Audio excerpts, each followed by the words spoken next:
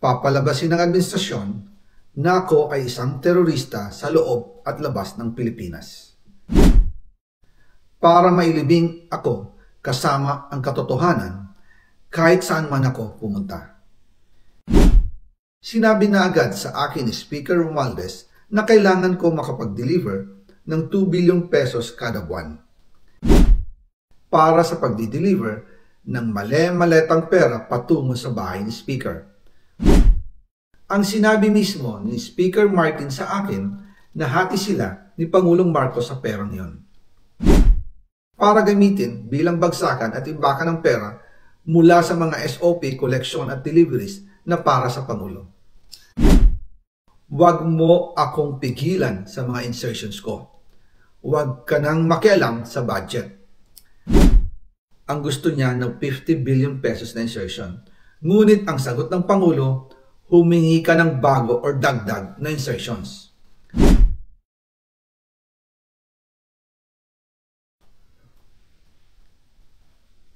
Magandang araw po sa inyong lahat. Bago ko ipagpatuloy ang aking paliwanag, nais ko munang magpasalamat sa inyo. Maraming salamat sa inyong bukas na isipan, sa inyong pasensya, at sa pagtanggap ninyo sa mga impormasyong aking ibinabahagi. Alam kong hindi madali ang mga paksang ito. Mabibigat at mahirap tanggapin. Hindi po ako makauwi dahil malaki ang banta sa buhay ko. Ngayon naman ay meron kaming natanggap na balita.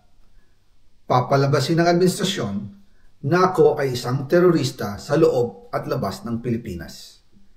Para mailibing ako kasama ang katotohanan kahit saan man ako pumunta. Pero mahalagang malaman ng taong bayan ang katotohanan. Muli, taos-puso akong nagpapasalamat sa inyong pakikinig. Una po sa lahat, sinasabi ng ICI at ni Henry Alcantara na 21 billion pesos daw ang napunta sa akin. Hindi po totoo yun. Wala akong natanggap na ganyang halaga.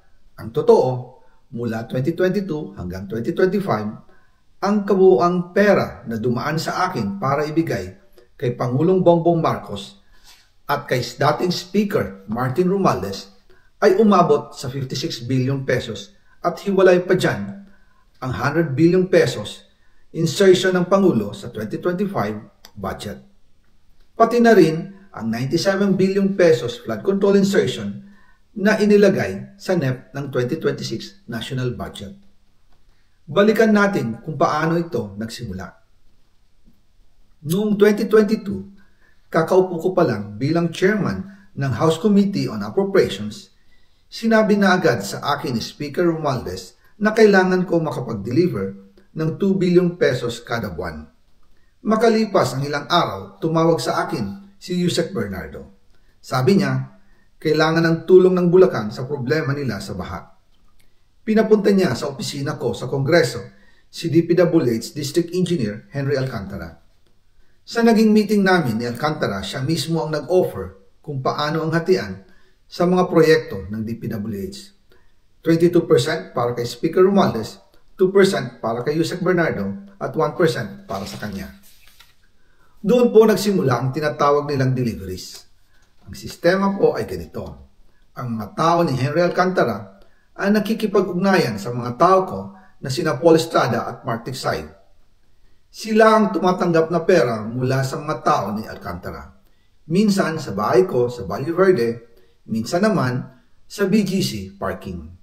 Pagkatapos nilang makuha ang pera, sila Mark at Paul naman ang nag-aayos o nakikipag-coordinate sa tauhan ni Speaker Martin Romualdez na si Jocelyn Sereno para sa pagdi-deliver ng mali-maletang pera patungo sa bahay ni Speaker. Una, sa North Forbes Park sa McKinley Drive at nang lumipat siya sa number 14 Nara Street, South Forbes Park. Gusto ko pong linawin, hindi ako nakikialam sa mismong proseso ng paghatid. Dumaan lang po sa akin ang pera na agad dinideliver kay Speaker Romualdez. Ako lang po ang nagko-confirm sa text kay Speaker kapag nadala na ang pera sa bahay niya. At lahat ng ito, mula sa unang utos noong 2022 hanggang sa huling delivery noong 2025. umabot sa mahigit 55 billion pesos plus ang naihatid sa bahay ni dating Speaker Martin Romualdez. Madalas hindi nabubuo ang hinihinging 2 billion pesos bawat buwan ni Speaker, kaya iyan ang final total. Ang sinabi mismo ni Speaker Martin sa akin na hati sila ni Pangulong Marcos sa perang yon. Ang listahan ng mga deliveries na ito, kung kailan, magkano, at saan dinala, ilalabas ko po kasabay ng video na ito. Noong November 2024, habang nasa proseso kami ng pagtatalakay ng budget, nakipag-meeting sa amin ni Speaker Martin si Yusek Jojo Cadiz. Sabi niya, masama raw ang loob ni Pangulong Marcos, wala raw siyang natatanggap na remittance. At dahil laging napapagalitan si Speaker Martin ng Pangulo mula Setyembre hanggang November, inutusan niya ako na mag-deliver ng 1 billion pesos para kay BBM. Ayon pa kay Yusek Jojo, nang ipaalam niya ito sa Pangulo, ang utos sa kanya ng Pangulo ay mag-ingat at siguraduhin si Yusek Jojo lang ang maghahatid. Ang instruction po sa akin ni dating Speaker Martin Romualdez ay dalhin sa number 30 Tamarind Street, South Forbes Park at ibigay kay Yusek Jojo Cadiz dahil ito raw ang drop-off point na malapit sa bahay ng Pangulo. Sinabi rin po sa akin ni Speaker Martin Romualdez na si PBBM ang nag-utos sa kanya na bilhin ang bahay sa number 30 Tamarind Street para gamitin bilang bagsakan at imbakan ng pera mula sa mga SOP, collection at deliveries na para sa Pangulo. Noong December 2, 2024, personal kong i-deliver ang 200 million kay Yusek Jojo Cadiz sa number 30 Tamarind Street, South Forbes Park. Ayon sa kanya, dadalhin daw niya ito sa bahay ng Pangulo sa number 41 Nara Street, South Forbes Park. Kasunod nito, noong December 5, 2024, muli akong nag-deliver ng 800 million sa parehong address at Yusek Jojo Cadiz pa rin ang tumanggap. Sabi niya, iyon naman ay dadalhin sa bagong bahay ng Pangulo sa South Forbes Park. Sa kabuuan, 1 billion pesos ang personal kong naihatid. Ako mismo ang nagbigay ng pera, kasama ang aking driver at mga tauhan. At lahat ito ay base sa direktang utos ni Speaker Martin Romualdez.